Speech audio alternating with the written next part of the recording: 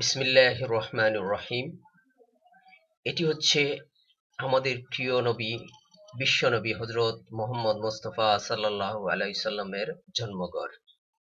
এই ঘরেই মা আমিনার কুলে সর্বশেষ নবী হযরত মুহাম্মদ মুস্তাফা সাল্লাল্লাহু আলাইহি সাল্লাম জন্মগ্রহণ করেন। নবীজির জন্মঘর দেখার জন্য উত্তম সময় হচ্ছে সাই শেষে বের হওয়ার সময়। দায়িত্বরত পুলিশ অথবা ক্লিনারদেরকে বললে ওনারা দেখিয়ে দেবে।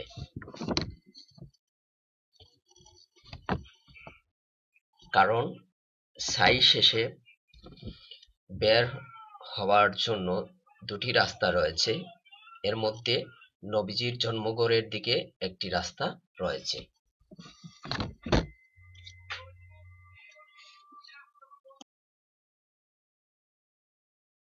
বিসমিল্লাহির রহমানির রহিম। আজকের এই ভিডিওটি খুবই গুরুত্বপূর্ণ। এই ভিডিওতে জানতে পারবেন উমরা হজে গিয়ে হারিয়ে গেলে আপনি কি করবেন, যে কাজটি করলে আপনাকে সহজে আপনার সফর সঙ্গীরা খুঁজে পাবে।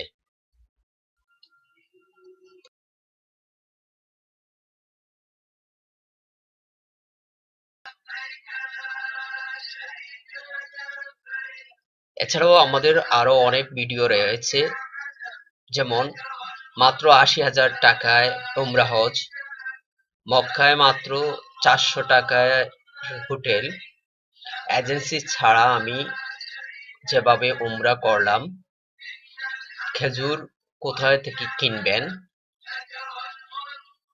জমজমের পানি কোথায় থেকে কিনবেন, তাওয়াফ কিভাবে করবেন,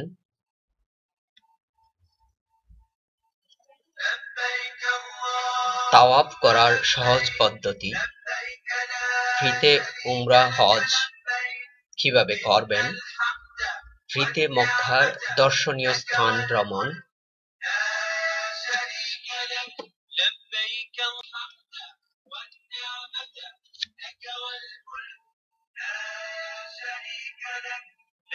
বর্তমানে আমি যে এরিয়াতে আছি এটি হচ্ছে হেরেম শরীফের খুব কাছাকাছি।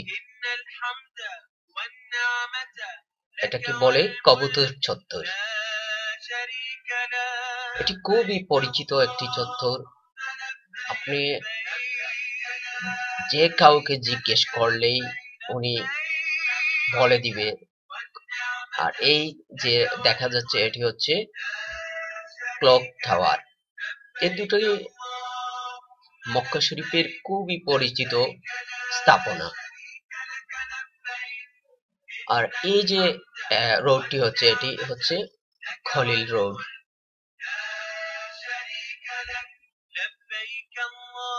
এর পাশেই রয়েছে মেসফালা রোড। মেসফালা রোডকে আবার অনেকে বাঙালি রোড বলে থাকে, কারণ হচ্ছে এই এলাকায় ৯০% উপরেই বাঙালি বসবাস করে। অর্থাৎ উমরাতে অথবা হজে গেলে এই এলাকাতেই হোটেল নিয়ে থাকে, কারণ এখানে বাঙালি খাবার পাওয়া যায় এবং হোটেলগুলো সস্তায় পাওয়া যায়। আর সবচেয়ে বড় কথা হচ্ছে এই এলাকাতে চলাফেরার জন্য কোনো সমস্যা হয় না, যেহেতু এই প্রতিষ্ঠানগুলো বাঙালিরাই পরিচালনা করে অথবা এই প্রতিষ্ঠানগুলোর কর্মচারী বাঙালি, সেজন্য আমাদের জন্য খুবই ভালো হয় এই এলাকা।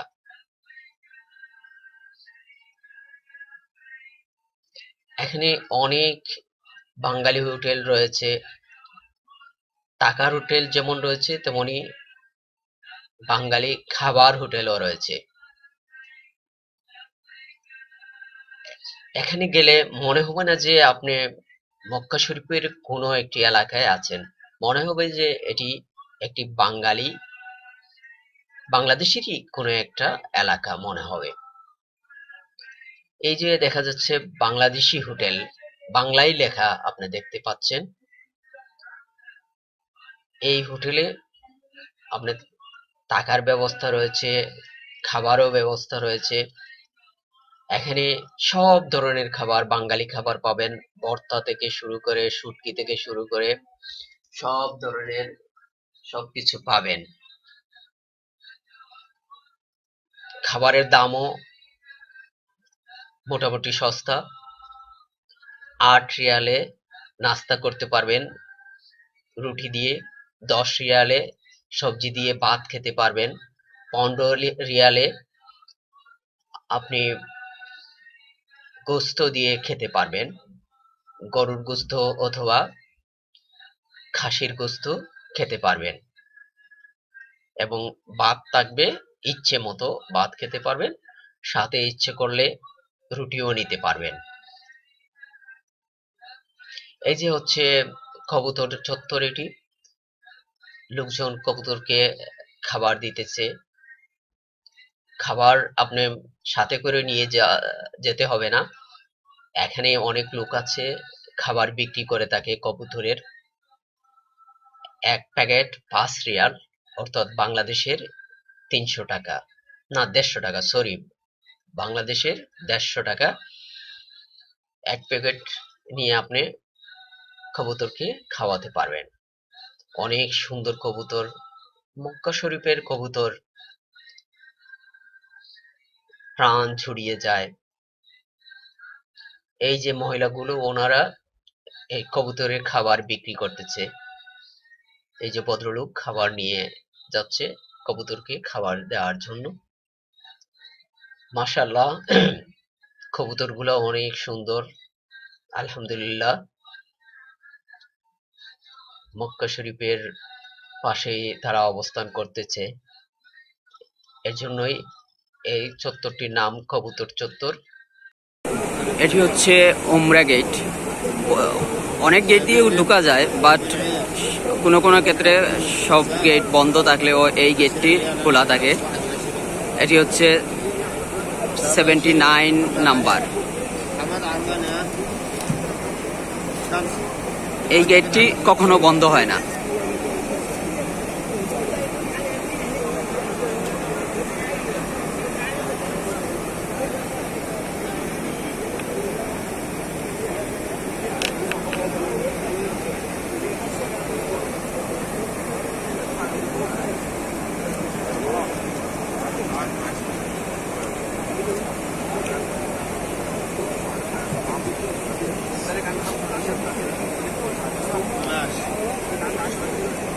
এই যে যারা উমরা করার জন্য আসছেন তারা ঢুকতেছেন। অন্যান্য সব গেট বন্ধ হয়ে গেছে, শুধু এই গেটটি এখন খোলা আছে উমরার যাত্রীদের জন্য, উমরা যারা করবেন তাদের জন্য। ওনারা সবাই ইহরাম বেঁধে আসছে উমরা করার জন্য।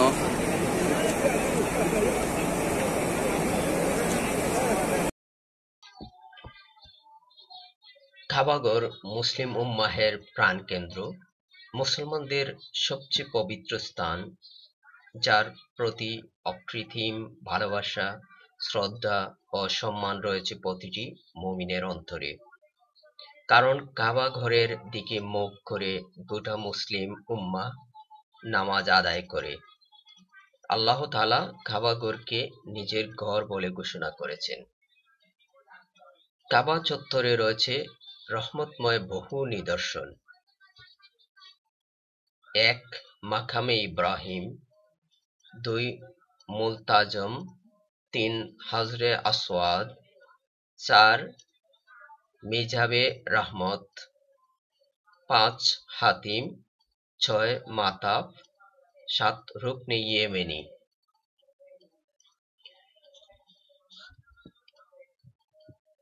মাকামে ইব্রাহিম বলতে সেই পাথরকে বোঝায় কাবা শরীফ নির্মাণের সময় যেটির উপর দাঁড়িয়ে কাজ করতেন হযরত ইব্রাহিম আলাইহিস সালাম।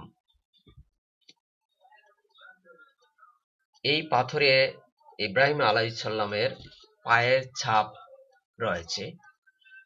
কেউ যদি একবারে কাছে থেকে গিয়ে দেখতে পারে তাহলে পায়ের ছাপটি স্পষ্ট দেখা যায়।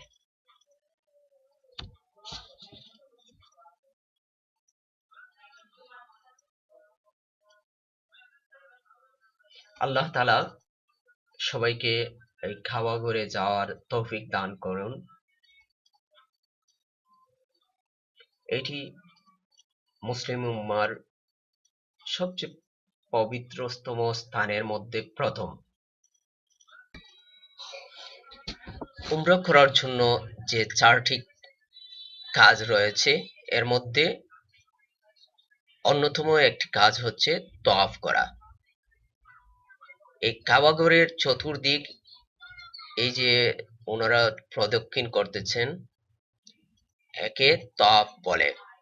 7 চক্করের মধ্যে শেষ করতে হয় এই তওয়াফ।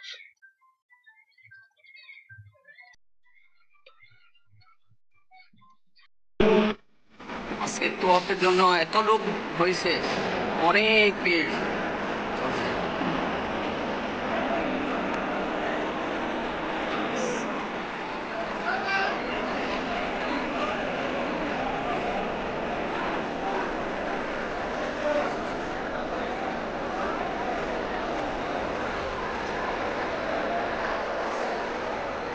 এটা হচ্ছে মারওয়া।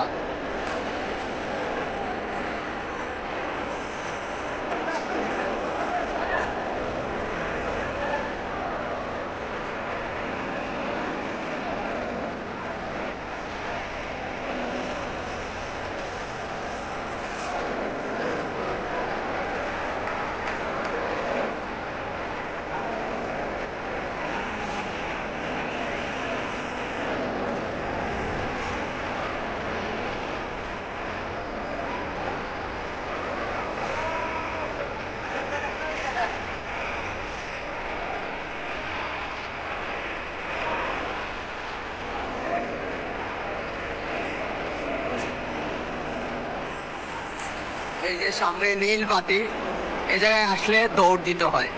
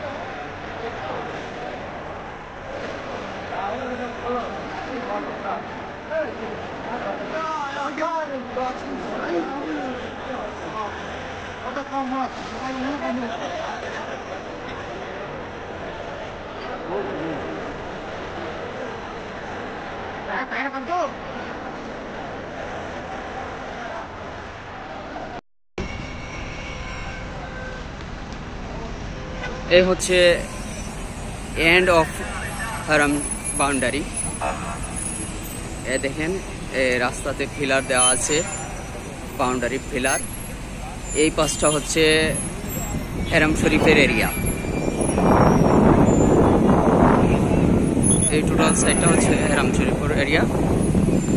এরপরে এই বাউন্ডারির পরেই হচ্ছে আয়েশা মসজিদ, যেখান থেকে এহরাম বাঁধা হয়।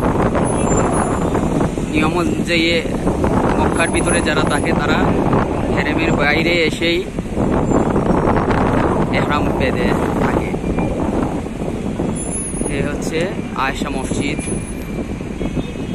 এই যে আয়েশা মসজিদে কবুতর, অনেক সুন্দর এরিয়া আয়েশা মসজিদের।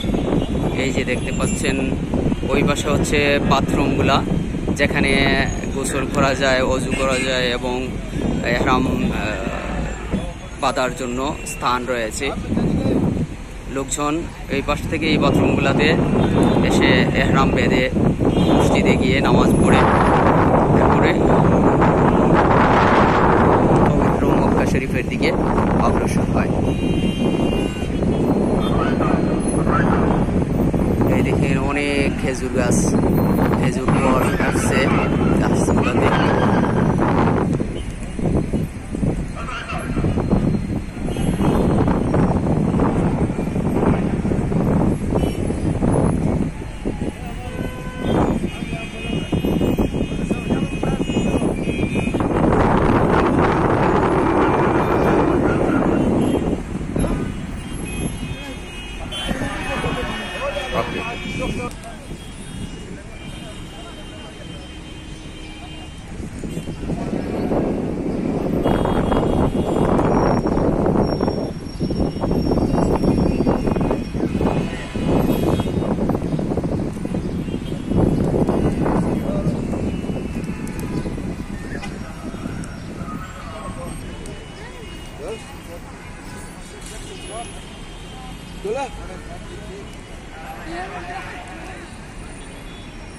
أنا بتقولها